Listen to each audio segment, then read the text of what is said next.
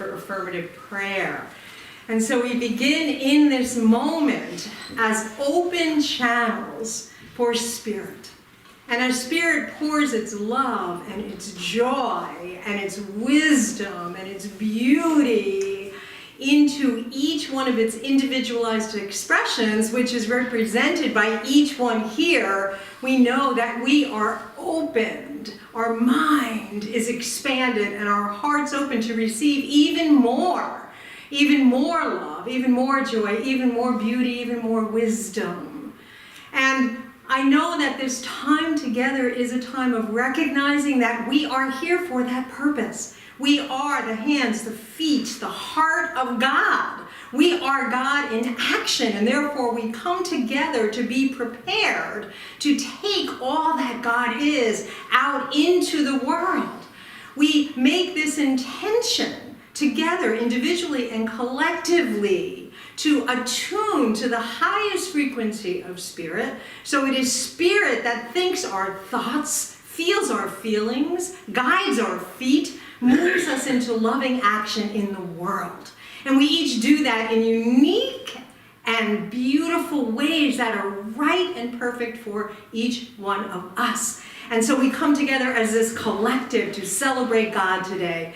And we do it from this place of releasing anything that has come before, so we show up with an open mind, beginner's mind, so that the truth of who we are, the absolute truth of who we are, can recognize itself in our consciousness and allow us to be even more in the world than we were a moment, a second, an instant before. And so we dedicate this service to that. We dedicate this service to becoming all that we are here to be as our divine and spiritual essence has allowed us to recognize and claim. And so I give great thanks for each one here. I give great thanks for Center for Spiritual Living Morristown, this beautiful spiritual community that allows us to know ourselves uniquely as the expression of Spirit in form, flowing out into the world. So I know that the message is blessed, the music is blessed, the friendships and fellowship are blessed beyond measure. And so I now just know with complete confidence that as I release this word into the law, it returns full right here and right now. And for this and so much more, we say thank you, God. And so it is. Amen. Good morning. Good morning. Oh, so good to be here. So good to see everyone. So good to see you out in virtual land if you're joining us in that way. So welcome to Center for Spiritual Living Morristown, a vibrant community where love, joy, and inclusivity is at the heart of everything that we do. Here we honor the unique journey of every soul, offering a place of healing, growth, and celebration. Together we create an atmosphere of openness and love where every person is seen, valued, and accepted just as they are. I'm Reverend Janice Valera. I'm a minister here at Center for Spiritual Living Morristown. And I thank you for joining us. Again, whether you're here in person or whether you're watching a live stream or whether you check us out at another time because the recordings are available. So even if you are here in person and you want to watch again, take notes and let everything sink in. It's on YouTube and available right after service, I think. And I really think, I want to really acknowledge Vern today. Yeah. Vern! Our key guy, he's our lighting guy, he's our everything guy. We are really so grateful for you for being here and making this all possible. If this is your first time with us, we welcome you and we invite you to get a welcome packet if you haven't done so already, and to maybe complete a new visitor form and leave it for us so that we can add you to our newsletter or to find out about events that are happening. And we do publish a newsletter, a constant contact newsletter weekly. So if you're not getting it for some reason, please sign up. There's a sign up in the back and it will add you immediately so you can keep up with everything that's happening as well. And you can always visit us at our website, which is being updated as we speak at cslmorristown.org. So the 2025 theme for Centers for Spiritual Living is Rising Higher, Growing Deeper, right? And the monthly theme for August is On the Wings of Love. And we are so blessed to have Kris Ferraro with us today. I love the first Sunday of the month because it's like this beautiful little duo here. Kris and Rhonda! Woo! And Kris's topic is the beginner's mind back to basics. So thank you both for being here today. Thank you all for being here. And we are going to begin our service with our Namaste practice. And this is how I'd like to do this today. So Kris's topic today is beginner's mind, right? Beginner's mind. So we know that Namaste is a Sanskrit word that means the divinity within me, recognizes and honors the divinity within you. And when I am in that place in me, and you are in that place in you, there is only one of us. When I am in that place in me, and you are in that place in you, it's a very important part of the process. So I'd like to get us in that state of being in that place in you. And one way to do that is to let go of things that we already think of ourselves, to return to beginner's mind. So just close your eyes for a minute and just let go. Start to let go. Let go of your name. Just like, let it go. Your identity, even your gender identity. And think of some of the roles that you play. Mother, father, sister, brother, daughter, friend, minister, practitioner, yoga teacher, whatever it is, musician. Just let that go. Think of maybe some of the belief systems that you have, the ideas you have, something that was just floating around in your mind before we started this process. See if you can let these things go for just an instant. Let go of what you think you know for just an instant. But when we do that, what's left is that sacred and holy place where there is only one of us because it's all God. It's our divine nature. And we love our human nature, our individualized expression. But in this moment, let us come together in that place where there is the divinity in me and the divinity in you. So now I ask you to open your eyes, and I'm going to invite you to stand today. And we're going to walk around quietly, because we don't know who we are. We've never met. We've never seen each other, so we have no questions for each other. We're just going to silently bow. Namaste.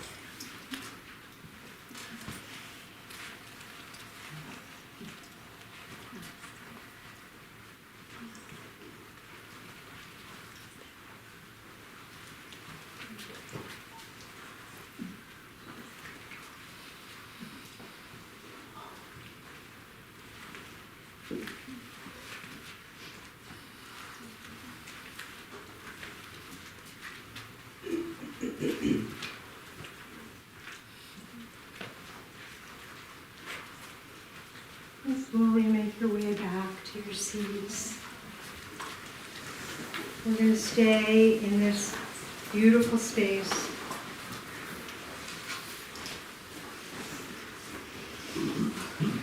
As we move into our guided meditation this morning. I invite you to take a deep breath and continue to allow the world to soften around you. Allow your eyes to close gently, or you can keep a soft gaze if that feels more grounded for you. Allow yourself to be alert but comfortable, present and at ease. And now bring your attention to your breathing. There's nothing to change, nothing to fix. Just notice the air entering through your nose and leaving through your nose or your mouth. Divine inhale and the sacred exhale. And feel how your body moves gently with each breath. The rise and fall of your belly, the quiet rhythm of your chest. The subtle pause at the top of the breath and the natural release below. Let yourself rest here. Let the breath breathe you.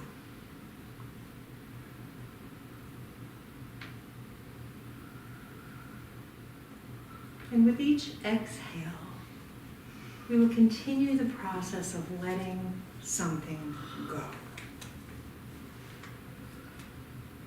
Let go of expectation.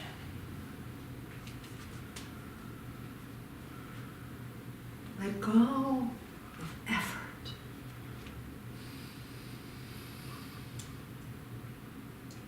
Let go of what you think you know.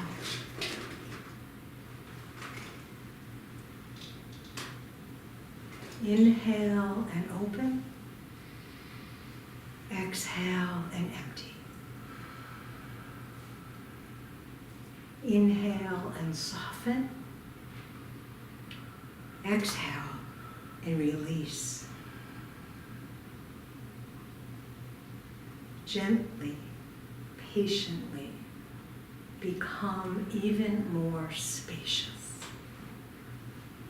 more quiet, more like a sky that holds the passing clouds.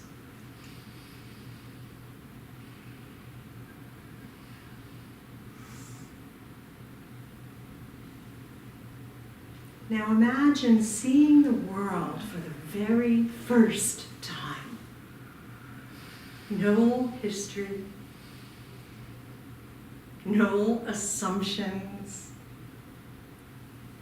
no beliefs to defend. Only this breath, this moment, this awareness.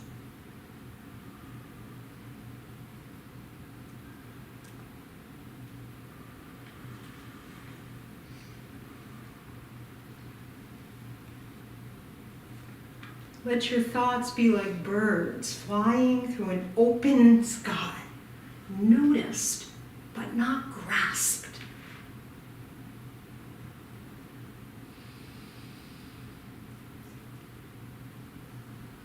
Let your emotions be like ripples on a still lake, felt but not feared.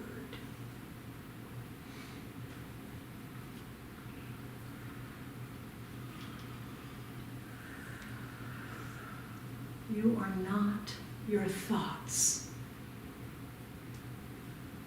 You are not your emotions. You are the space that they arise in. Be that space. Open, clear, receptive.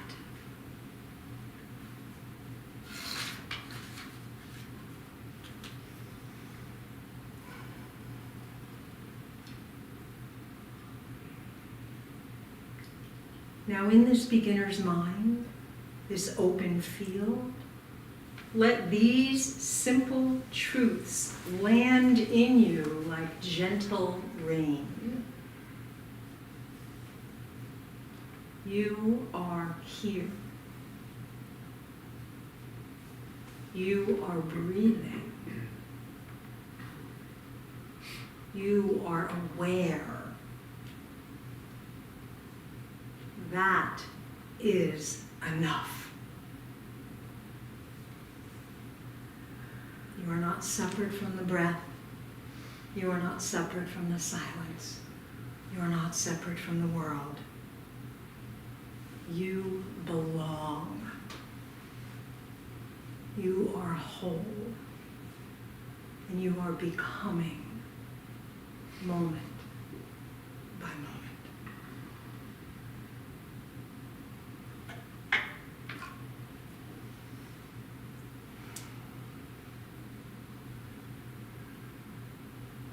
And take a few deeper breaths now, letting your awareness slowly begin to return to your body.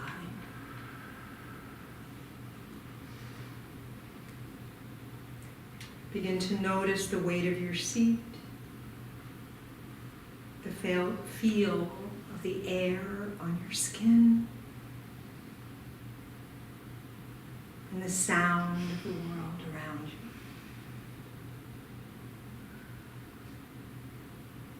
In a moment, you will come back to this time and space, not to resume where you left off, but to begin again with curiosity and humility, like seeing everything for the very first time. Carry this beginner's mind with you and let the breath remind you that you are always free to begin again.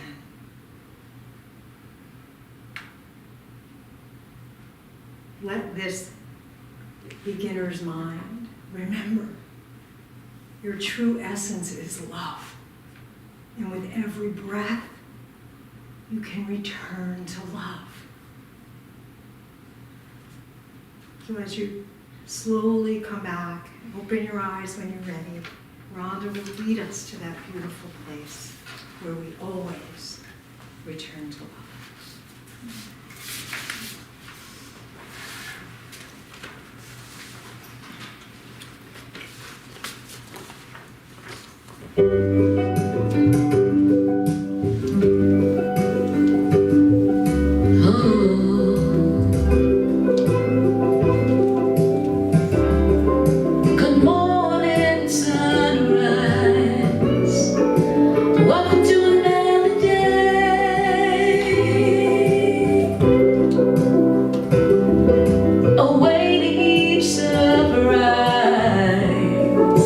Let love lead the way.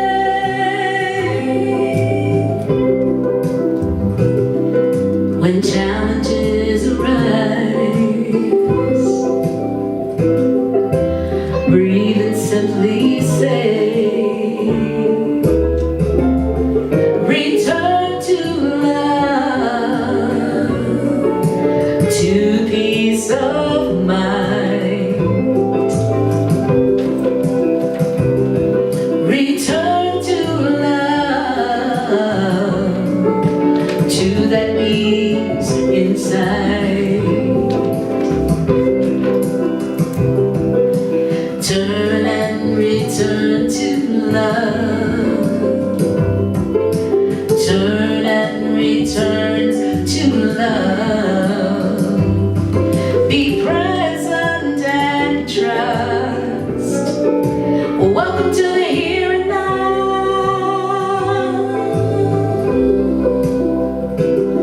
Take a pause if you must. Everything will work somehow.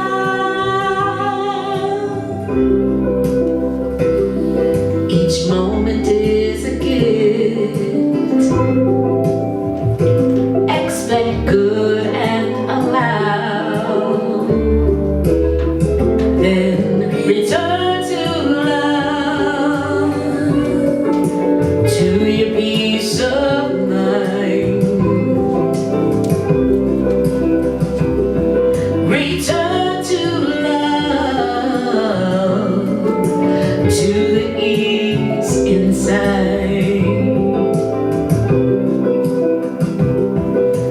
Turn and return to love.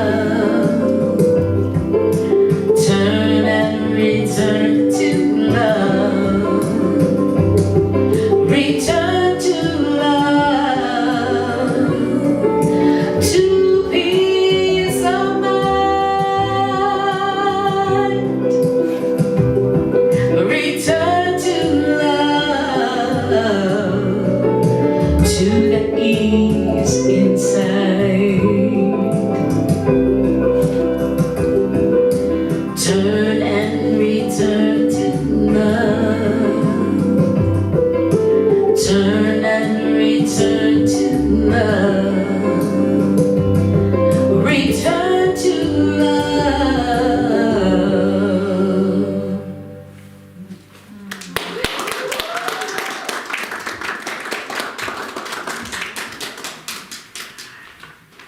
Good morning, everyone. I'm happy to see you all.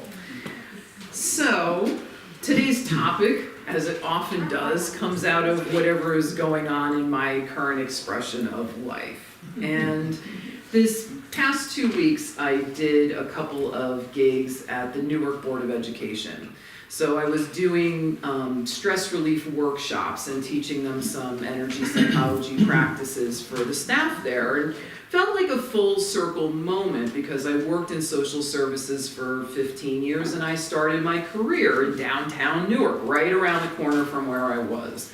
And yet I was serving a similar staff, similar population, but in a very, very different way than when I started my career there all those years ago.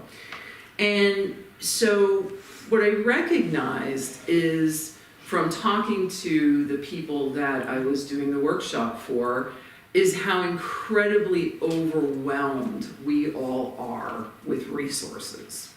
Because one of the persons said to me, well, this is so great and you've given me this handout, but how do I learn more? And I said, well, all of the practices that I taught you, I used the sort of official or most used terminology instead of making up some sort of fluffy sounding name, so that you could go onto YouTube and put that in and look up videos and see videos of people doing these practices. And so she immediately pulled out her phone and did that, and she put one of the terms in and she said, there's 50,000 videos here. And it was very eye-opening for her because they had never heard of these things before. So they didn't recognize that these things have been going on for a long time, and there's a lot of people that do them. And I recognized for myself as a very complicated person, which for those of you who've been hearing me speak the last several months, that shouldn't surprise you, that I can complicate my spiritual and my healing life. I love looking at new resources. I love being able to see how people take the same principles and practices and teach them in different ways. It's sort of amazing that the diversity of spirit is spread out in such a way that it can reach anyone from who they are and their languaging. I remember once I was working for a company that was affiliated with Gabby Bernstein, who, if you don't know, is a very, very popular writer for Hay House. And I went to something that she was doing, and everybody there was like age 20 to 25. And I thought, this is amazing. She's the teacher for the 20 to 25-year-old women, right? So that she introduced these practices in a way that they could take in. But for many of us, things can get really complicated. And so when it gets complicated, when we're feeling pulled in a bunch of different directions, when we're looking for a solution to something, dietary say, and you do some research, and one person says, don't ever eat after 6 o'clock, and another person says, make sure you eat 30 minutes before you go to bed because it keeps your blood sugar regulated. It can get very confusing very fast. And so there are different times when I return to basics. When I feel stuck, that's a really good time to return to basics. When I feel nothing is working, and of course everything is always working, but if I feel that I feel that word, those terminologies come up and say nothing is working, that's a really good sign to me that I need to return to basics. Also, when I've flirted with grandiosity. Now, this is a sort of a beginner's metaphysician issue that can happen, right? You start learning that you're co-creating with the universe, and you create something, and you're like, wow, I did that. And then you move into grandiosity, and you move into ego, and then things get pretty tight. Okay? So every time I've ever flirted with grandiosity, every time I've applied the faith the size of a mustard seed and a mountain has moved, there can be a tendency for myself to go into ego. I am always suitably humbled as a result. And I'm humbled usually very quickly, I will say. The boomerang is getting faster and faster and faster and faster and faster.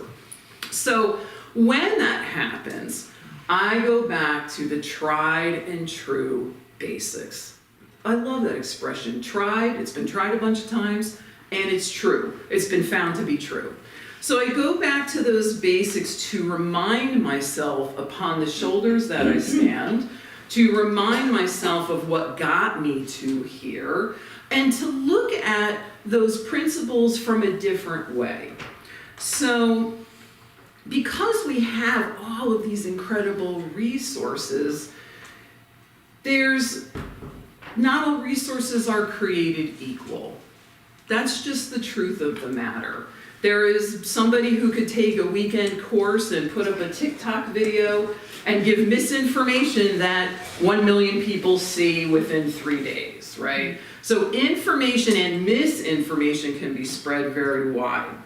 I saw a documentary filmmaker interviewed, and it was right after an iPhone commercial had come out where they had filmed the entire commercial using an iPhone.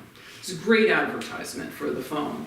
And the interviewer said to this documentarian, isn't it incredible that we live in this time that documentary filmmakers can make an entire movie using their phone that they carry in their pocket?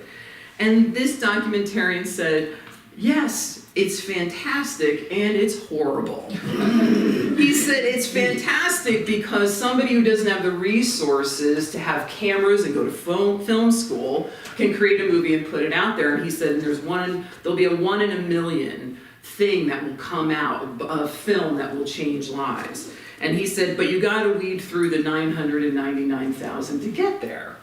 And I thought that was unkind and a little bit elitist, to be honest with you. What I thought about those 999,000 films, if each of them were seen by 10 people who learned something, whose minds were opened, those would have had a fantastic reach. But sometimes we don't have time to go through 999,000 resources to find what is going to uplift us and bring us forward in that moment. So I returned to 2 classics, Dare to Prosper by Catherine Ponder, and The Game of Life and How to Play It by Florence Scovel Shinn. This book was written in 1925. It's 100 years old. And I revisited these 2 volumes over the past month or so because I needed to go back to basics. I needed to go back to what was simple. I needed to go back to what was tried and true. I needed to revisit these principles and either be reminded or even get an aspect that maybe I had missed. That's one of the incredible things about metaphysical teachings. If you read the Science of Mind textbook, you never read it the same way twice. Each time you revisit the book or a chapter or a page or a quote, you'll see something different than what you had experienced before. There's layers and levels to it. I have a friend who's really into the teachings of Abraham, and she tells me the same thing. She'll listen to these audios of the channelings of Abraham. She hears something different. She swears she hears something different than what she heard before. And so when we return to them from the level of consciousness that we are at right now. I am not who I was when I was 27 years old, and I got introduced to the ideas of the subconscious mind and affirmations and that thought being creative. I am so happy I'm not who I was when I was 27 years old. That was half of my lifetime ago. I hardly even remember that version of me. So, but what I had then, and I still have now, is the willingness to adopt the beginner's mind. When I go into the beginner's mind, I go into a place of complete receptivity. I am a lifelong learner. I study constantly. I have 2 libraries, one in my office and one at home. I have thousands of books that I return to time and time again. And yet, I still flinch when someone calls me an expert. Because the truth is that life is always in a state of expansion. Consciousness is always in a state of evolution. And me, little me, and my brain can only keep up with so much. But there is an unlimited resource that is within me that is not limited by the number of hours I have to read a book or absorb material. When I become available, that universal intelligence becomes available through me. And that universal intelligence is very good at sifting out what I don't need and pointing me in the direction to exactly what I do need. So, I'm going to start with talking about my favorite, Catherine Ponder, good old Dare to Prosper. I also picked both of these for a reason. You can see they're hardly bigger than pamphlets. And really, giant margins, guys. You could read these in a couple of hours, I'm telling you. And they're written in such a simple language, you can just sort of plow right through them. So one of the things that she talks about in Dare to Prosper is creating a vacuum to receive. This is one of the very first things that hypnotherapist that I worked for when I was 27, and I would sit in her office in the evenings binding her manuals, and I would complain about lots of things. And one of them was money. And she would say to me, clean your apartment, donate, get rid of what doesn't serve you anymore, clear out. She said, you probably have a lot of really nice jewelry that you don't wear. And I said, yeah, I have a dresser and it's piled up, but they're all tangled up and I can't even pull them apart. She said, get rid of half of it, at least half of it. She said, put it out into circulation. So the very first principle that I learned in metaphysics was the universe abhors a vacuum. What does that mean? As we create spaciousness by getting rid of what no longer serves us and put it back out into circulation, the spaciousness that we've been creating must be filled, right? It must be filled with something. Well, it's going to be filled with the level of consciousness that you are at now. Sometimes I'll do this by just cleaning a single drawer. That might be all I have time for. It's something I can usually do when I'm watching TV, right? Doesn't take too much. I'm a tea drinker. The amount of boxes of teas that I can accumulate is absurd. But what do I drink? 3 of them. Okay? So there's a level of self-honesty that has to come into this practice, right? It's been said that we wear 20% of our wardrobe 80% of the time. I have found that that is true. And when we let go, we're letting go from a level of trust. We're trusting that what we're letting go of is creating room for the better. That's creating room for that which fits us better. And out of this, newness can come in that serves who we are right now. And that's so important.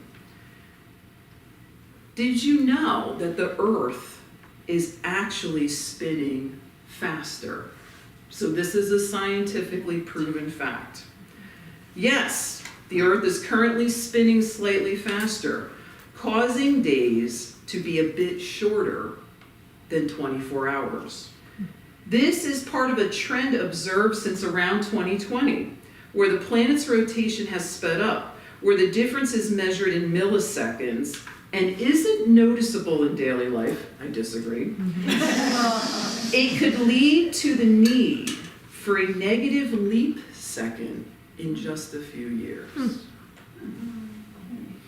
So that consciousness, that energy is moving faster. We have scientific proof that that's happening. And everybody says as you get older, time gets shorter, and that's definitely true. When you were a child, if you were waiting for summer break, the last 2 weeks could feel like an eternity. But I have to tell you that when I talk to children now, they talk about life moving fast. And that's how I know that something is different. So along with this creating spaciousness, what does it leave room for? It leaves room for divine substance. So she's got a nice little definition here. What is substance? The dictionary describes it as that which underlies all outward manifestations, real, unchanging essence or nature of a thing. Sounds like molecules and atoms. Sounds like the elements. Something created hydrogen and oxygen and brought them together to form water. You can't get more simple than that. It makes up most of our bodies. It fuels our blood and our brains. And so this creative essence of divine substance is the very nature of reality. And so clearing space for divine substance to flow into your life will bring some pretty incredible miracles. Because we are working with the essence of life. We could call it energy or source. That's how I define God, right? Ernest Holmes called it the ultimate stuff, right? That was one of the terminologies he used that I always really loved. The ultimate stuff. Work with whatever terminology works for you. One of the affirmations she uses in here is, divine substance is the one and only reality. Therefore, I have plenty of everything now. Kind of says it all, right? Divine substance is the one and only reality. Everything comes from something. And that something comes from the essence of life itself. Therefore, I have plenty of everything. Love, money, food, gas in my tank, everything now. It leaves out nothing. It's 2 sentences that sums up a whole lot. What I always loved about her prayers were that it was the first time I believed that prayer was real. I had thought for some time that maybe prayer was just some kind of superstition.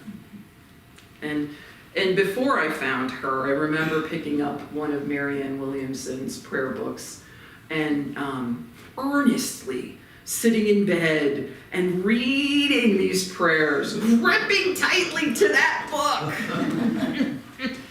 I love Marianne Williamson, but nothing in my life changed. That's the truth of the matter. And I am a left-brain pragmatist Capricorn. I want to see results. That's the truth. I apply everything I do in my own scientific method. I test things out. I suspend disbelief, first of all. I test things out. I apply them to the best of my knowledge. And then I look for the results. And if it doesn't show up with results, it's out. But Catherine Ponder changed my life. Doing and memorizing these short little affirmative prayers and using them throughout the day when I was working in downtown Newark in the welfare office on Rector Street, and I was overwhelmed. And so I was affirming throughout the day. I was affirming for my clients that were coming to see me. I was a newbie and very little guidance from the company that hired me. They kind of just threw me into the deep end of the pool. And I held on to those affirmations, and things in my life began to change and change dramatically.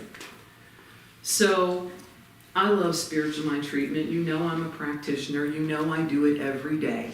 I am praying with my clients. I am praying for myself. I pray twice a day. I get prayer requests in by text all over the world from people I don't even know, and I put them on the list, and I integrate them into my spiritual mind treatment. I love that treatment is always different, right? It's because it's always current. It's always where we are at. It's always fresh. It's never rote.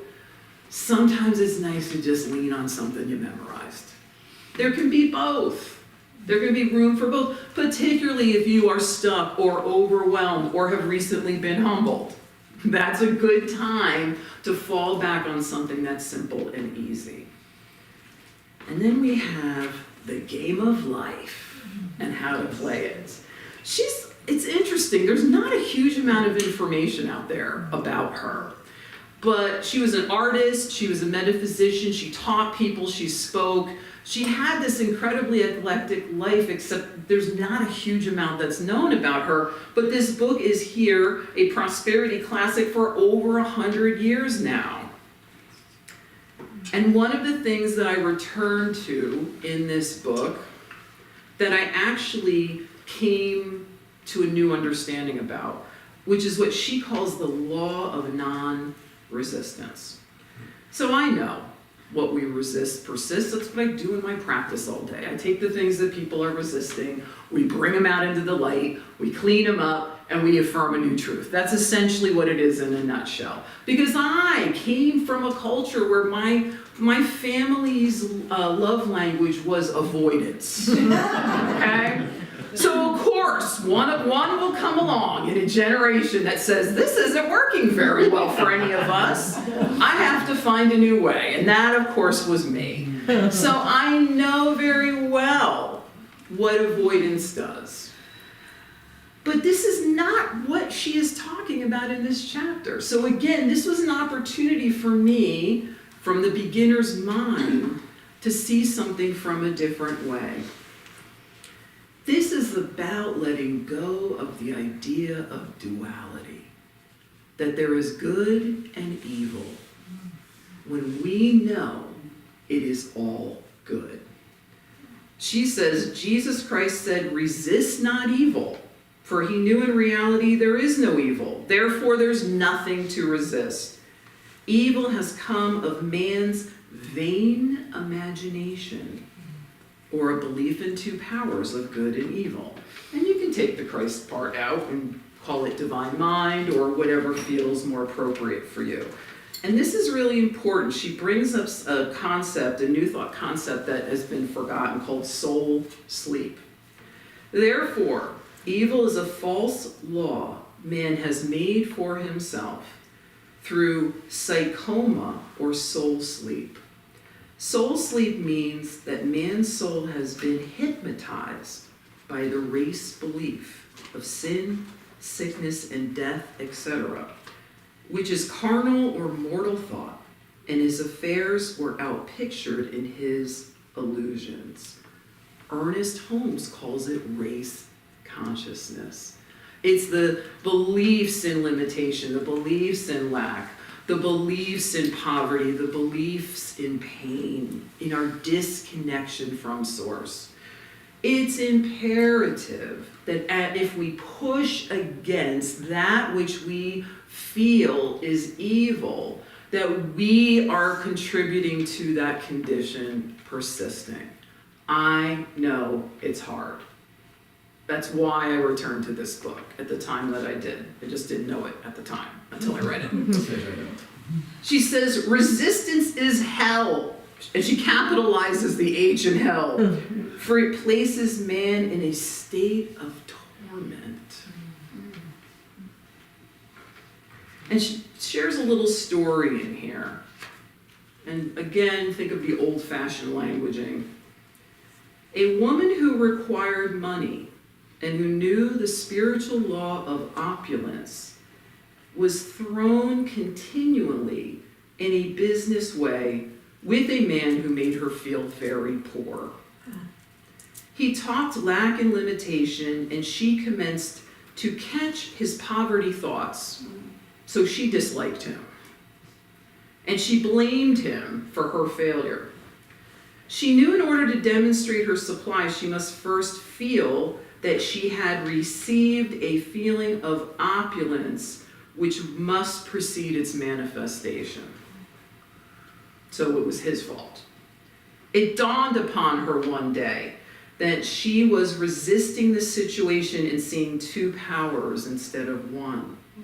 So she blessed the man and baptized the situation a success.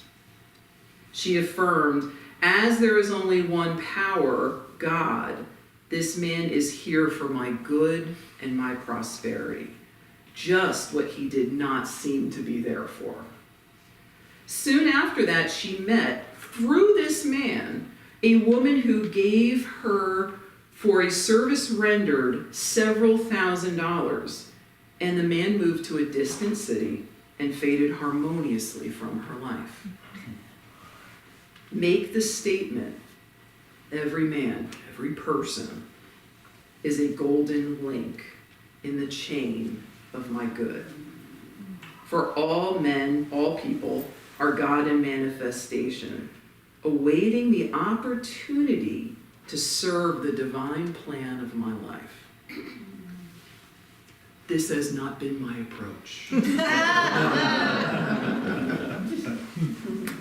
I've been dealing with pneumonia and bronchitis for the past couple of months, as some of you know, and still, some of the symptoms are still there and lingering, but I'm getting better and better. Part of the thing that happened within me is I sort of developed an aversion to some of the negative Nellies in my life. I was feeling very vulnerable, and most of the time, those people, that stuff just sort of slides right off of me, but I knew that I was vulnerable. And so I went into that old pattern of avoidance to avoid those people that I thought would, their negativity would be on me and I'd have to, brush it off, right? At a time when I didn't really have any room for it. But after reading this, I decided to take a different approach and to start blessing those people. I also, at the same time, was simultaneously blaming them for not being there for me. You gotta love that. Push them away and then blame them for not being available for me. But when I blessed them and their presence, they circled back around to me every other day for like a week, literally. It was like there would be one would make a call, and instead of ignoring the call, I would pick it up. And then 2 days later, someone else would call. And out of that, I received so much love. I was so worried about you. I was so concerned. But I had no idea because I was resisting the way that I was judging them. And really, what was I judging? Maybe some of the negativity that was within myself that was brought up by an experience that I felt victimized by. That's the truth of the matter. And so to circle back to Marianne Williamson, she recently put a video up, and some of you know that she ran for president. She's very politically active. She talks about morality and integrity that I think is important in the conversation when we talk about politics, and I don't hear anybody else talking about it. And she posted a video where she encouraged people to bless and pray for all the world leaders. Now, this is something that I did. This was, again, something I did a long time ago. If I felt someone was thwarting me in my life, I would pray for them for a minimum of 30 days for their happiness. Things would change. It worked every time, but somehow, in the complication of my spirituality, that practice got lost. And so when I watched the video and was reminded of it, and I read some of the comments, which I usually don't do, and there was some pushback. There was some people, how can you say that we can bless our world leaders? Look what they're all doing to us, right? But there were other people that felt like I did that said, this feels hard, and that's exactly why I must do it. And so I have begun doing that. And it's enabled me to stay in touch with the changing landscape of our current events, to stay informed, but not in a way in which I feel victimized, because I'm declaring the good that is within these situations. And I have to tell you, who else is going to do it? The people that believe in a punishing God that lives outside of them are not going to do it. They don't even know how. They're just not in that place. They're just not able to. And so it takes the metaphysicians, it takes the co-creators, it takes the mountain movers to come forward and say, I am going to hold a different idea here. That's the very concept of new thought. And when it's hardest is when you know you have to do it. But it doesn't have to be complicated when you return to the basics, when you simplify and go back to those tried and true practices that have really, really worked. So in this book, another thing that she talks about that I think has been lost in our New Thought conversation is about casting burdens. She said, I knew a woman whose burden was resentment. Anybody see any of that anymore? I resent that question. Fill in resentment with outrage, righteous indignation, fault-finding, blame, rage. There's a lot of substitutes we can put there. I knew a woman whose burden was resentment. She said, I cast this burden of resentment on the God within, and I go free to be loving, harmonious, and happy. The almighty superconsciousness flooded the subconscious with love, and her whole life was changed. For years, resentment had held her in a state of torment and imprisoned her soul. And then she was finally free. When we feel burdened, when we even feel overwhelmed, we're forgetting that there is the power of all that is, that we can cast that upon. That we don't have to carry it all. If your shoulders are starting to go like this, it's a good sign you may be feeling burdened and overwhelmed. Remember the power that created you and has never abandoned you is here for you to let go and let God. Let go and let God. All of the most incredible things that have happened in my life, I can tell you, I would not be capable of doing. all of the most incredible manifestations that have showed up in my life, I was not capable of doing. It was my availability to presence, to love, that allowed that to flow through my experience and radiated out from me, that drew in miracles, blessings, people, opportunities that I could have never imagined. Most of the manifestations that have happened in my life are far better than what I imagined, because the all-knowingness knows me better than sometimes I even know myself. And so in this complicated, overwhelming, sometimes burdensome world that we feel like we are living in, it's okay to just return to the basics, to adopt the beginner's mind. It's a relief, honestly, to adopt the beginner's mind.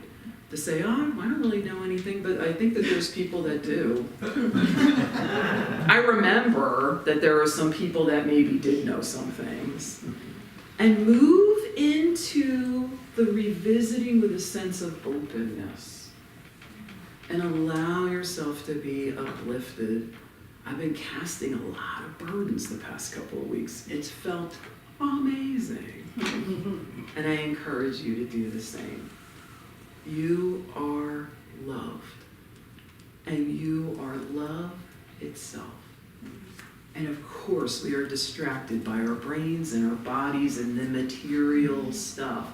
But that divine substance is always here in pure potentiality, always available to create incredible change. And the more centered and grounded in our faith and in these practices, the better world citizen that we can be. Because rage creates more rage. We've got to bring peace to that. And we're the ones that are really able to do it. Thank you.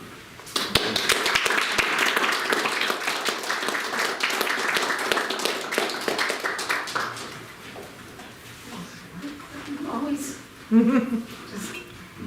just hold on to button. Kris said, oh yeah. And you reminded me to go back to those books. So thank you. All right.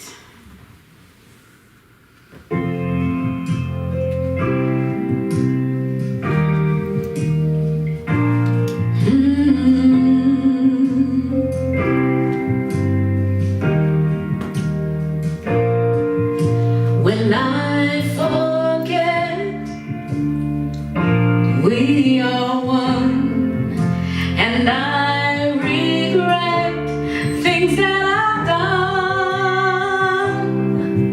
I go within my heart and soul.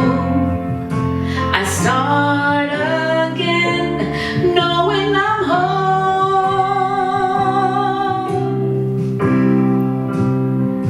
God is right here where I am. I am right where I should be. As I fill my mind with peace, I feel it washing over me. God is right here where I am, flowing in and out through me. In this moment, I am free.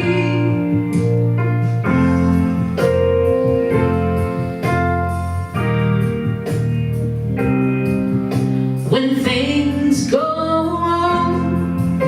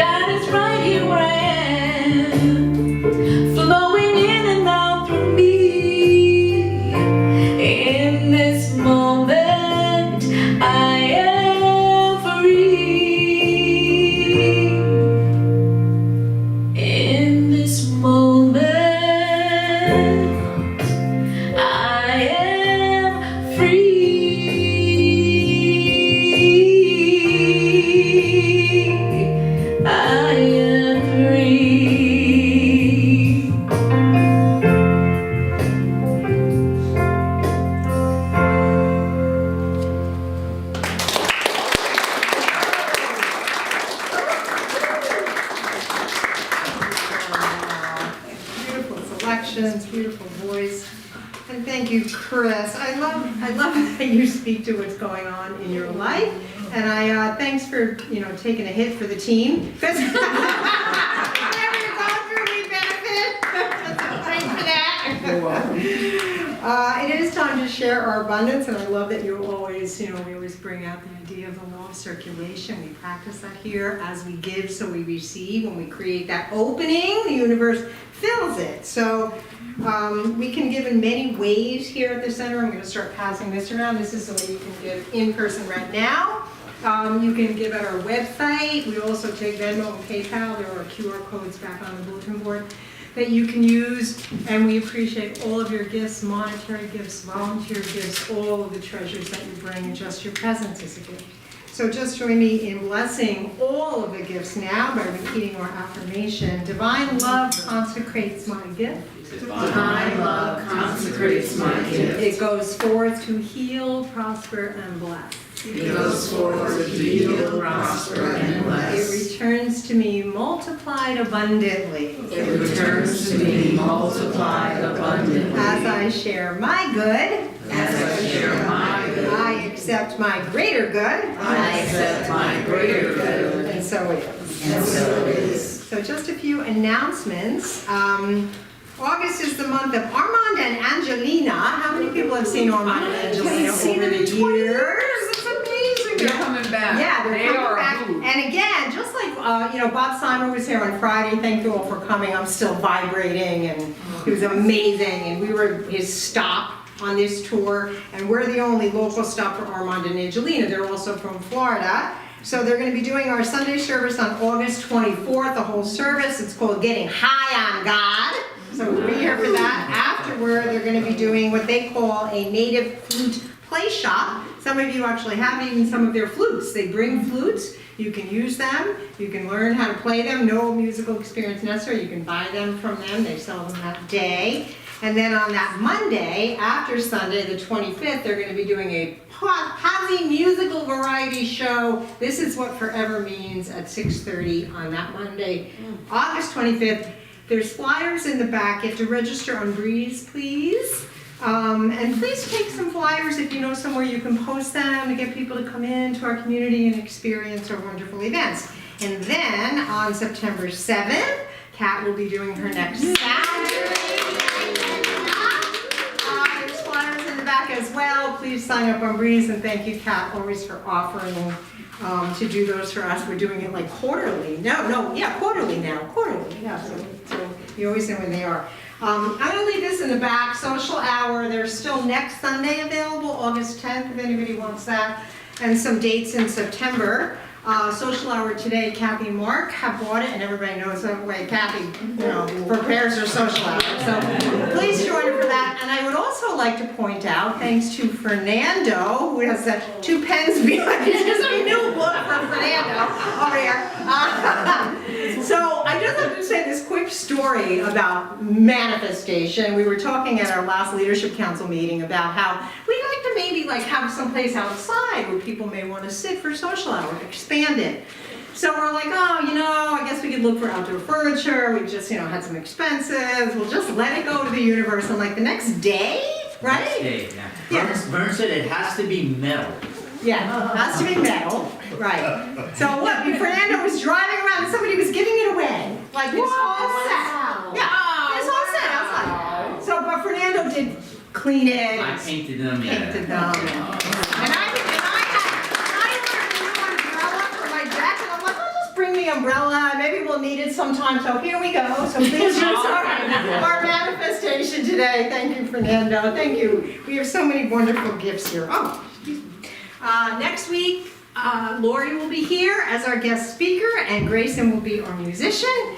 And thanks again to Kris and to Rhonda. And Kris is going to close us out now with a closing treatment. And she will be available for Treatment Express, so please find her. She'll take you into the office, and she'll send you on your way into beautiful manifestations and creations. Happy to do that. Let's just close our eyes and feel that support of the chair beneath us, and turn to that still small voice within me.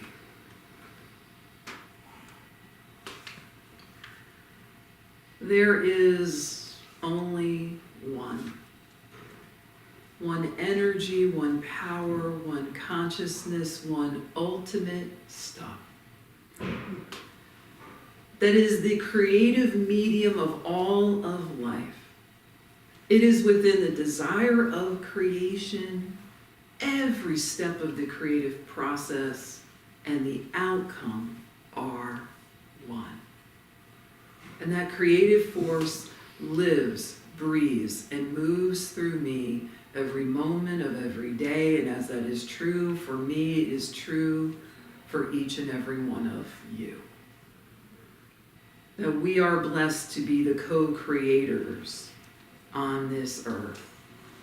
And what I know for each and every one of us is that we are letting go of what no longer serves.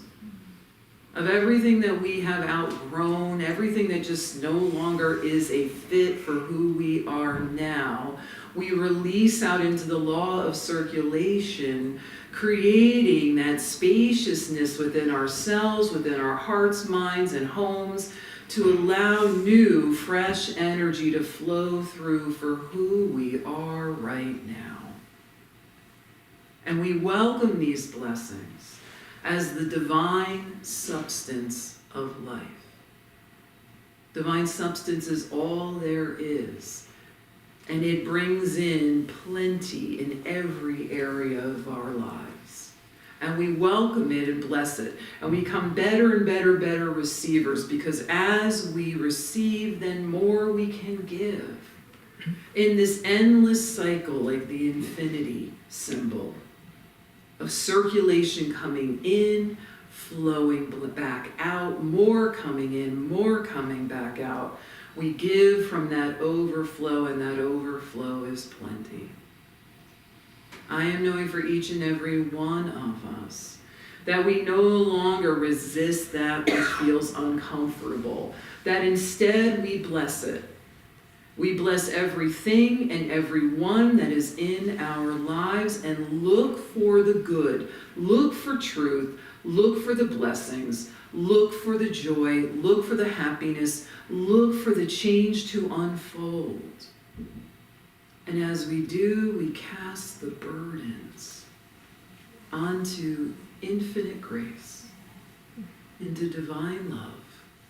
We simply surrender, release, and let go, and remember that in every moment of every day that we are supported, we are fortified, we are strengthened, we are prospered in every single way. And so I just allow this to marinate within me. I allow it to be simple. I allow Spirit to do the heavy lifting. I make myself available, I remember truth, and I practice it. And I let everything else simply flow as a result.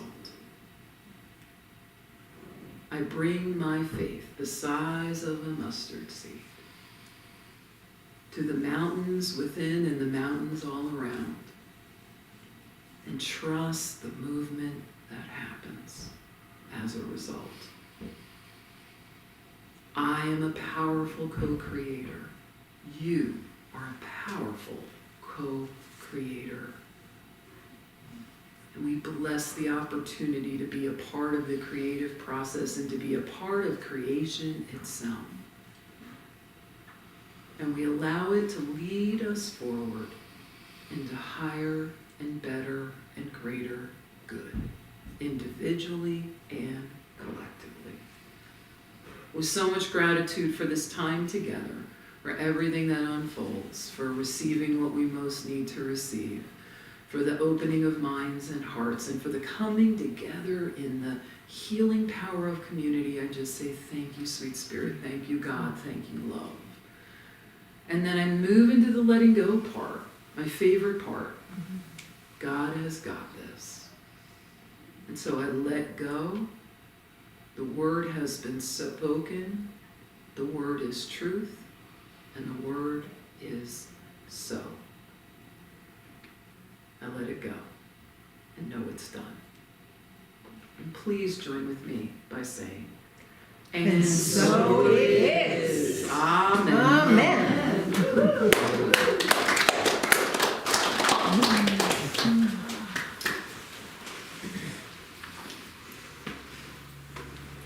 All right, the last time I was here, I did a song, and someone came up and said they had the movement, they wanted to dance. Dance! Dance, dance, dance. All right. This is a fun one.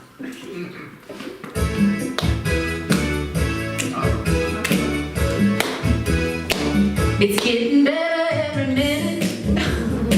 It's getting better every day. It's getting better every minute. It's getting better every day. I know a man who has more troubles than you do. He lives his life mouth to hand, like an Indian guru. And he never complains, and he never looks back. And when he talks about tomorrow, it's a matter of fact. He says, it's getting better every minute, getting better every day. It's getting better every minute, it's getting better every day. Yeah, I read the news, and I watch the TV. It gives me the blues, and sometimes heebie-jeebies.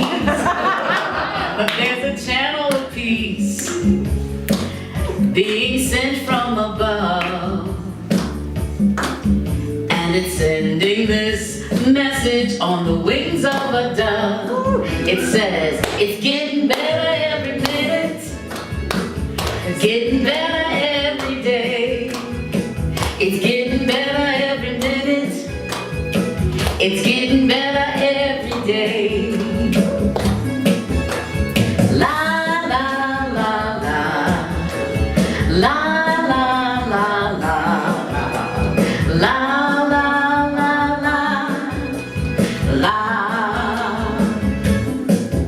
If we were wise, we always know it's getting better every minute, and let it show. If we are wise, we always know what we feed will surely grow. So I walk through my life,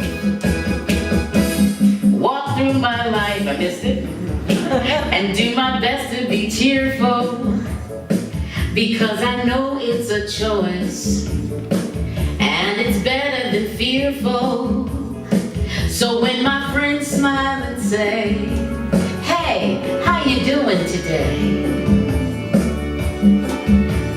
I will choose to answer in a positive way. I'll tell them I'm getting better every minute, getting better every day, getting better every minute, getting better every day. It's getting better every minute, getting